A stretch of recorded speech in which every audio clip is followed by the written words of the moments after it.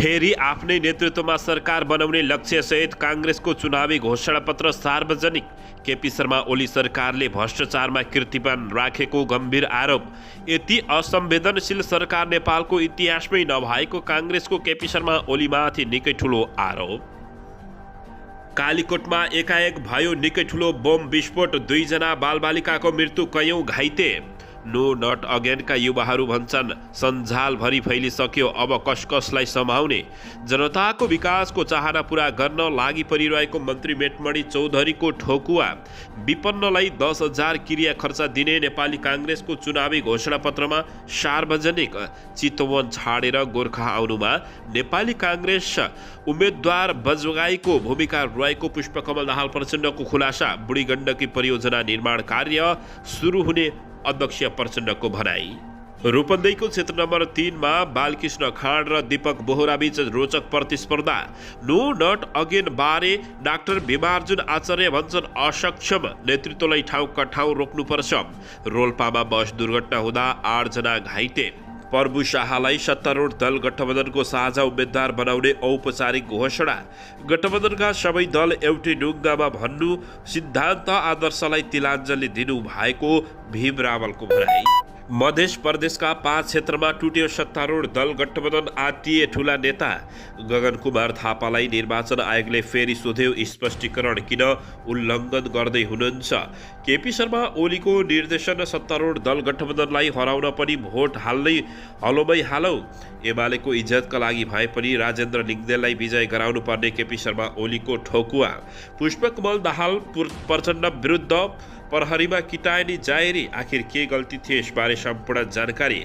देशद्रोहीलाई चेक्न नेकपा UML हलोमा vote हाल्नुपर्ने केपी शर्मा ओलीको भनाई। र जनताको रेल चढ्ने सपना पूरा हुने पूर्व प्रधानमन्त्री केपी शर्मा ओलीको भनाई। यता कालीकोटमा बम विस्फोट भएपछि नेपालै बन्यो स्तब्ध। अब हेर्नुहोस् पुरा समाचार।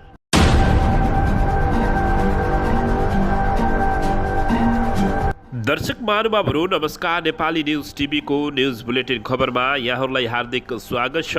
सदाझै आज पनि तपाईँहरूमाझ देश तथा विदेशका महत्त्वपूर्ण समाचार अपडेटका साथ उपस्थित भइसकेका छौँ। दर्शक महानुभावहरू, हामीलाई तपाईँहरूले कहाँदेखि हेर्दै हुनुहुन्छ नेपाल भए जिल्ला र ठाउँको नाम लेख्नुहोला। यदि विदेशमा हुनुहुन्छ भने आफू रहेको देशको नाम पनि लेख्न नभुल्नुहोला। र हाम्रो च्यानल नेपाली न्युज टिभीलाई अहिलेसम्म पनि सब्सक्राइब गरेर जोडिनु भएको छैन भने सब्सक्राइब गर्नुहोला, साथै सँगै रहेको बेल आइकनलाई दबाउन पनि नभुल्नुहोला। आउनुहोस् दर्शक महानुभावहरू, आजको विशेष खबरतर्फ लागौँ। दर्शकबिन, फेरि आफ्नै नेतृत्वमा सरकार बनाउने लक्ष्यसहित नेपाली काङ्ग्रेसले चुनावी घोषणापत्र सार्वजनिक गरेको छ। नेपाली काङ्ग्रेसले आगामी 5 वर्षका लागि आफ्नो चुनावी घोषणापत्र सार्वजनिक गरेको हो। आउँदो चुनावपछि पनि काङ्ग्रेसकै नेतृत्वमा सरकार बन्ने दाबी गरिरहेको घोषणापत्र सो पार्टीका सभापति शेरबहादुर देउवाले सार्वजनिक गरेका छन्। घोषणापत्रमा काङ्ग्रेसले सूचना प्रविधि, उद्योग, पर्यटन, निर्माण, यातायात लगायतका क्षेत्रमा वार्षिक 2.5 लाख नयाँ रोजगारी सिर्जना गर्ने, 7% को आर्थिक वृद्धि हासिल गर्ने बताएको छ। यसैबीच लाखौंको संख्यामा रोजगारी सिर्जना गर्न ठूलै संरचनात्मक पहल चाहिने भन्दै सो पार्टीले आर्थिक क्षेत्रको विद्यमान नीतिगत, कानुनी र प्रक्रियागत अडचनमा व्यापक सुधार गरी कम्तीमा पनि 7% को आर्थिक वृद्धि गर्ने बताएको छ। नयाँ रोजगारी सिर्जनाका लागि सञ्चालनमा रहेका उद्योग, निजी क्षेत्रका छाता सङ्गठन, सिटिआई भेटी र स्थानीय सरकारको सामूहिक पहलमा अप्रेन्टिसशिप कार्यक्रम र रोजगारी सार्वजनिकका लागि बजारले मागेको युवाले रोजेको तरुण सिप वृद्धि कार्यक्रम ल्याउने बताउँदै काङ्ग्रेसले घोषणापत्रमा नारा संविधान, रक्षा, स्थिरता र समुन्नतको आधार नेपाली काङ्ग्रेसकै नेतृत्वमा अबको सरकार भन्ने बताएको छ।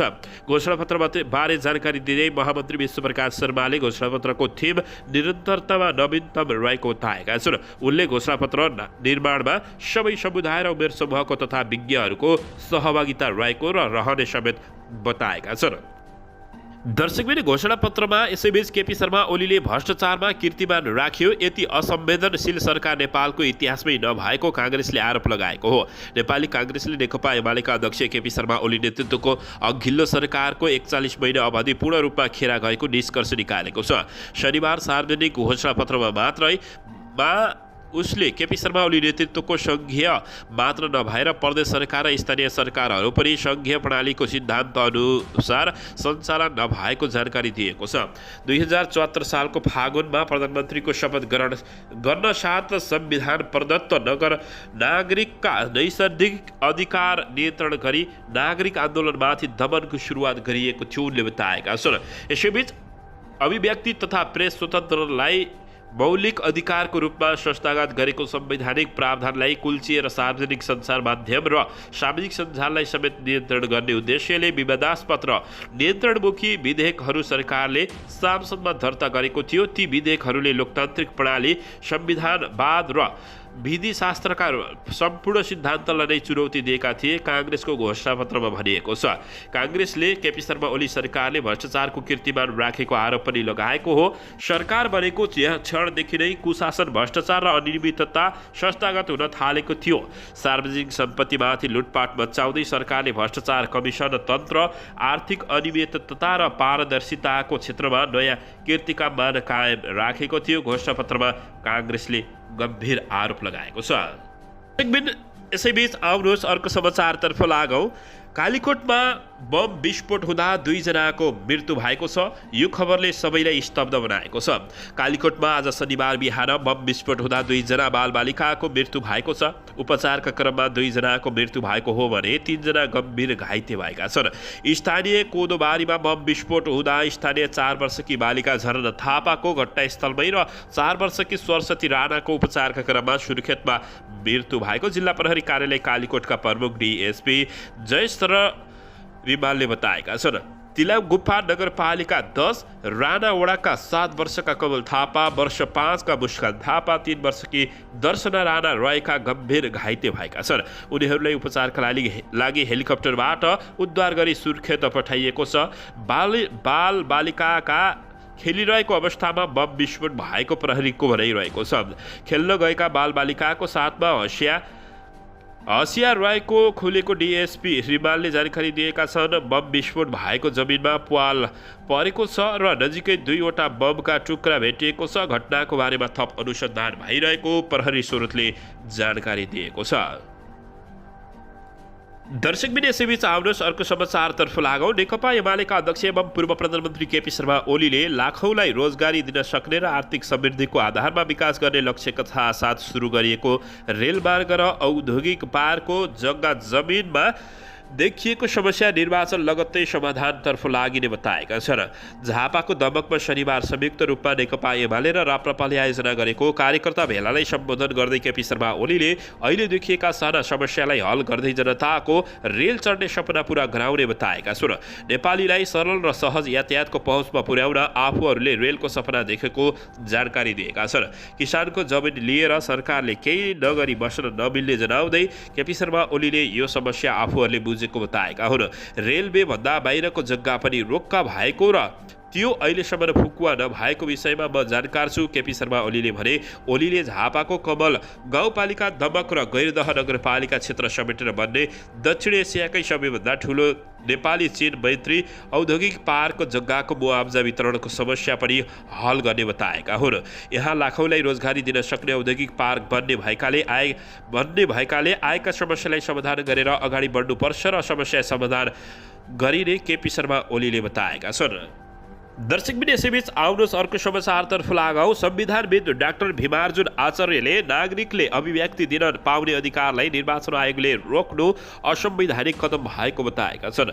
संविधानले हरेक नागरिकहरूलाई निर्वाचनमा एउटा उम्मेद्वार अयोग्य भयो र अर्को उम्मेद्वारलाई जिताएर पठाउनुपर्छ भन्ने अधिकारको सुनिश्चितता गरेको उल्लेख गर्दै निर्वाचन आयोगले नागरिकको स्वतन्त्र अधिकारमाथि रोकटोक गर्नु संविधान विरुद्ध भएको दावी गरेका छन्। उनले देशमा हरेक निर्वाचनमा एउटै असफल व्यक्तिले जनतामा लोभ र आश्वासन दिएर जितिरहने गरिरहेको उल्लेख गर्दै यसपटक भने नागरिकले धेरै पटक चुनेर पठाएका नेताहरू असफल भइसकेकाले सफल व्यक्तिको छनौट गर्न र अरूलाई पनि यसबारेमा सचेत गराउन अनिवार्य रहेको बताएका छन्। उनले कुनै नेताहरूले जनता समक्ष आफूहरूलाई भोट दिनुहोस् भन्न पाउने अधिकार पाउन अधिकार रहन्छ भने जनताले पनि परीक्षणमा असफल भएकालाई भोट दिन्नौ र दिन हुँदैन भन्ने अधिकार राख्न पाउने बताएका छन्। उनले एक कार्यक्रममा कुराकानी गर्दै संविधानविद डाक्टर भीमार्जुन आचार्यले यसपटक नेपाली जनतामा नो नट अगेन शीर्ष दलका शीर्ष नेताहरूलाई निर्वाचनबाट बहिष्कार गर्नुपर्ने अभियान चल्नु संविधानको दृष्टिकोण, लोकतन्त्रको दृष्टिकोण, राजनीतिक चेतना र नागरिक अधिकारको उत्कृष्ट अभिव्यक्ति भएको जिकिर गरेका छन्। उनले भने मङ्सिर 4 को निर्वाचनमा नागरिक स्वतन्त्रताको अधिकार प्रयोग गर्ने क्रममा मतदाताहरूले के भन्न थाले भने त्यो मैले पनि भनिरहेको छु कि यो देशमा पटक पटक निर्वाचन जितेर आउने नागरिकहरूलाई एक प्रकारको भर्महरू दिएर वा एक प्रकारको मोहहरू बाँडेर यस्तो गर्छु उस्तो गर्छु भन्ने प्रतिज्ञाहरू दिएर फकाएर जितेर आउने र आइसकेपछि प्रत्येक पटक परीक्षणमा असफल हुने, असफल भइसकेपछि पनि फेरि त्यही व्यक्ति आउनुपर्ने, त्यही व्यक्ति प्रधानमन्त्री हुनुपर्ने, मन्त्री हुनुपर्ने। अब यो अति भइसकेपछि अहिले एक खालको जागरुक नेपालमा के आयो भने कम्तीमा पटक पटक परीक्षण भइसकेका मानिसलाई हामीले निर्वाचनमा नजिताऊ नल्याऊ भन्ने कुरा आएको छ। यो एकदमै संविधान भएको उनले बताएका छन्। दर्शकबिन यसैबीच आउनुहोस् अर्को समाचारतर्फ लागौँ। नेकपा माओवादी केन्द्रका अध्यक्ष पुष्पकमल दाहाल प्रचण्डले नेपाली काङ्ग्रेसका नेता राजेन्द्र बजगाईको भूमिकाका कारण आफू चुनाव लड्न चितवनबाट गोर्खा आएको खुलासा गरेका छन्। चुनावी अभियानका क्रममा गोर्खाको क्षेत्र नम्बर 1 मा पर्ने आरुघाटमा स्थानीयहरूसँगको भेटघाटका क्रममा प्रचण्डले सो क्षेत्रका सत्ताधारी गठबन्धनका उम्मेद्वार समेत रहेका बजगाईका कारण चितवन छाडेर गोर्खाबाट चुनाव लड्न आएको बताएका छन्। बजगाईको क्षेत्रमा अध्यक्ष प्रचण्डले यस्तो खुलासा गरेपछि यसलाई अर्थपूर्ण रूपमा लिएको छ। आफ्नो नाम गोर्खा 1 बाट सिफारिस भएपछि गठबन्धन दलका तर्फबाट काङ्ग्रेसका बजगाईले सकारात्मक भूमिका खेलेको बताउँदै प्रचण्डले पार्टीकै नेता कार्यकर्ताको सल्लाहमा पछि आफू क्षेत्र नम्बर 2 बाट उम्मेद्वार बनेको समेत बताएका हुन्। आफू गोर्खा 2 बाट उम्मेदवारी बने पनि समग्र गोर्खाको विकासको जिम्मा आफूले लिने बताउँदै उनले त्यसका लागि दुवै क्षेत्रमा गठबन्धनका दलहरू उम्मेद्वारले जित्नुपर्ने जिकिर गरेका छन्। प्रचण्डले जनयुद्ध सुरु गर्नु पूर्व आरुघाटमा 3 वर्ष अध्यापन गरेको परीक्षणहरू सम्झिँदै आरुघाट र आरुटार आउँदा गहिरो आत्मीयताको भावनात्मक सम्बन्ध ताजा हुने बताएका छन्। उनले गठबन्धनलाई कुनै शङ्का नगरी मतदान गर्न कार्यकर्तालाई आह्वान गर्दै गोर्खा 2 मा घर दैलो समेत सुरु गरेका छन्। 2 दिन गोर्खामा रहेर उनले घर दैलो कार्यक्रम चलाएका हुन्। दर्शकबिन यसैबीच यता रोल्पाको रुटीगढीबाट दाङको तुलसीपुरतिर जाँदै गरेको बस शनिबार पानीगैरीमा सडकमै पल्टिँदा 8 जना घाइते भएका छन्। बिहान 9:50 बजे भएको दुर्घटनामा प्रहरी र गाउँलेले तत्काल घटनास्थल पुगी उद्धार गरेकोले मानवीय क्षति हुन नसकेको बताइएको छ। प्रहरीका अनुसार बस रुटीगढी गाउँपालिका 8 को भित्री सडक खण्डमा पर्ने मेल्टाकुरादेखि दाङ तुलसीपुर जाँदै गरेको रा 1 ख 738 नम्बरको बस पल्टे पनि बसमा सवार रहेका 15 जनाको उद्धार गरिएको हो। दुर्घटनाको आधा घण्टापछि खबर पाएपछि इलाका प्रहरी कार्यालय हेलरीबाट इन्चार्ज प्रहरी निरीक्षक मनुसूदन विश्वकर्माको नेतृत्वमा 7 जनाको प्रहरी टोली खटिएको खबर प्राप्त भएको छ। दर्शकबिन यसैबीच यता तनहुँ कारागारमा रहेका अभिनेता पल शाहले भाइटिका लगाएका छन्। यौन दुरुपयोग गरेको आरोपमा 2 वर्ष 6 महिना सजाय पाएका पल शाहले कारागारमै भाइटिका लगाएको तनहुँ कारागारका निमित्त प्रमुख अधिकारीले बताएका छन्।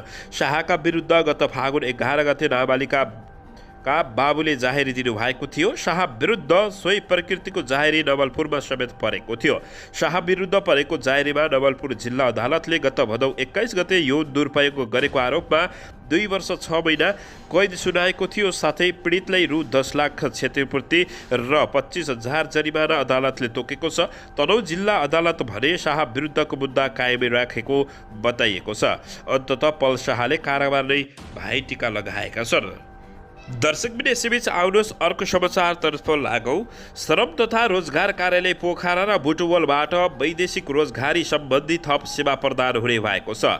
यसअघि यी कार्यालयबाट पुनः श्रम स्वीकृति मात्रै प्रदान हुँदै आएकोमा अबदेखि नयाँ श्रम स्वीकृति प्रदान गर्नुका साथै व्यक्तिगत रूपमा वैदेशिक रोजगारीमा जान चाहनेहरूको निवेदन लिने र श्रम स्वीकृति प्रदान गर्ने लगायतका काम गर्ने अनि गरी अधिकार प्रत्यायोजन गरिएको वैदेशिक रोजगार विभागले जानकारी दिएको छ।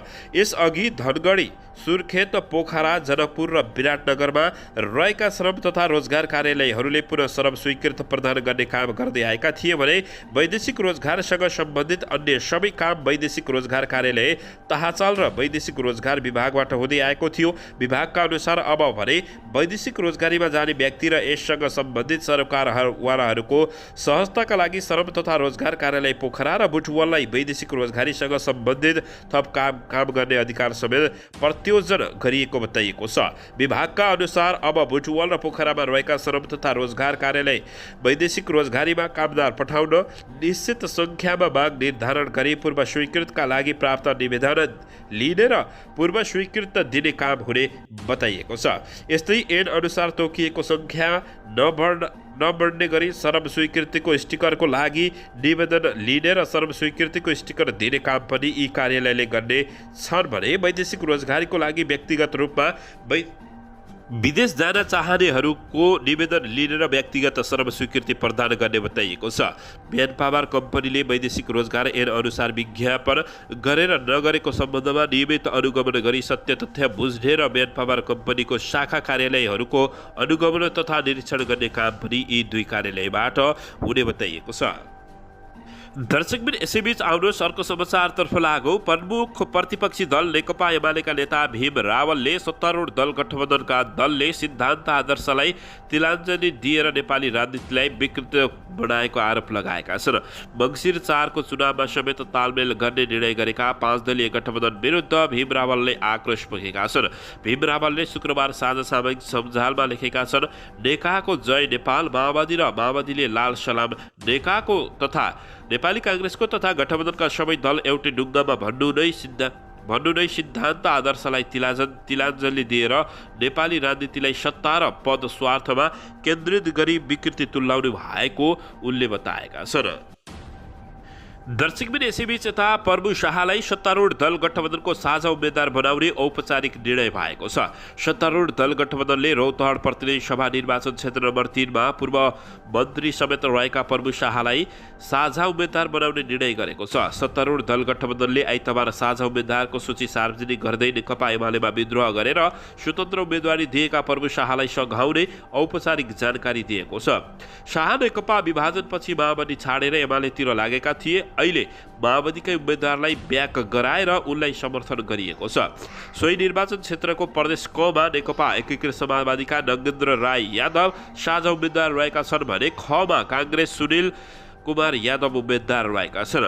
यस्तै रूपन्देहीको क्षेत्र नम्बर 1 मा स्वतन्त्र उम्मेदवारी दिएका घनश्याम भुषाल र क्षेत्र नम्बर 2 मा उम्मेद्वार विहीन भएपछि गठबन्धनले जनमुक्ति पार्टीका केशव बहादुर थापालाई समर्थन गर्ने निर्णय गरेको छ। दर्शकबिन यसैबीच यता गगन थापालाई निर्वाचन आयोगले फेरि स्पष्टीकरण सोधेको छ। निर्वाचन आयोगले नेपाली काङ्ग्रेसका महामन्त्री गगन कुमार थापालाई काठमाडौँ प्रतिनिधि सभा सदस्य तथा काठमाडौँ क्षेत्र नम्बर 4 का उम्मेद्वार समेत रहेका थापालाई पुनः स्पष्टीकरण सोधेको छ। निर्वाचन आयोगले कार्तिक 8 गते डेङ्गु विरुद्ध अभियान किन चलाएको भनी सोधिएको स्पष्टीकरणमा अझै पनि यस्तो अभियान चलाउने भन्ने अभिव्यक्ति दिएको दृश्य सामग्री आयोगमा प्राप्त भएकाले पुनः स्पष्टीकरण सोधिएको बताइएको छ। दर्शक महानुभावहरू, निर्वाचन आचार संहिता 2079 को दफा 4 सबैले पालना गर्नुपर्ने आचरण अन्तर्गत खण्ड 9 मा कुनै प्रकारले निर्वाचनको स्वच्छता र निष्पक्षतालाई प्रभावित गर्ने कुनै पनि कार्य गर्न नहुने व्यवस्था रहेको छ। डेङ्गु महामारीको नियन्त्रणका लागि कुनै नयाँ कार्यक्रम ल्याउन सरकारले आवश्यक महसुस गरेमा त्यस्तो कार्यक्रम आयोगको सहमतिमा ल्याउन सक्छ, तर निर्वाचन आचार संहिता लागू भइसकेको अवस्थामा उक्त कार्य तपाईँ आफैले गर्न पाउने कानुन व्यवस्था नभएको बताइएको छ। यसैबीच प्रतिनिधि सभा सदस्यको निर्वाचनमा उम्मेदवारी रहेको व्यक्तिले कानुनको खिलाफ हुने कुनै काम गर्छु भनी वक्तव्य दिनु हुँदैन भन्ने विषयको जानकारी तपाईँलाई छैन भने आयोग विश्वस्त हुन सक्दैन, स्पष्टीकरण पत्रमा बताइएको छ। पुनः निर्वाचन आचार संहिताको विपरीत हुने गरी सार्वजनिक वक्तव्य दिए मतदातालाई प्रभावित गर्ने कार्य भएको देखिएकाले कुनै माध्यमबाट प्राप्त भएको 24 घण्टाभित्र आफै वा आफ्नो प्रतिनिधि सभातर्फ मार्फत निर्वाचन आयोग नेपालमा प्राप्त हुने गरी देयका विषयमा स्पष्टीकरण पेश गर्न भनिएको बताइएको छ।